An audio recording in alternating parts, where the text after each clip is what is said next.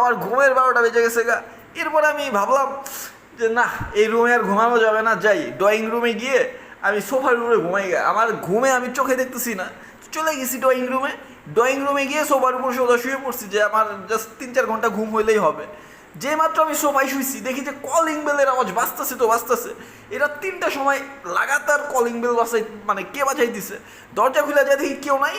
সুইচের কাছে যায় দেখতেছি যে সুইচটা টেপ পেপ মাইরা অটোমেটিক অন করে রাখছে, মানে অলওয়েজ শুধু বাজতেই থাকবে বাজতেই থাকবে, মানে কেমনটা লাগে। এরপর আমি ঘরে চলে গেছি যে ধরু দরজা আটকায় দিয়ে কোনো রকম একটু ঘুম দরকার, একটু ঘুমাইতে গেছি।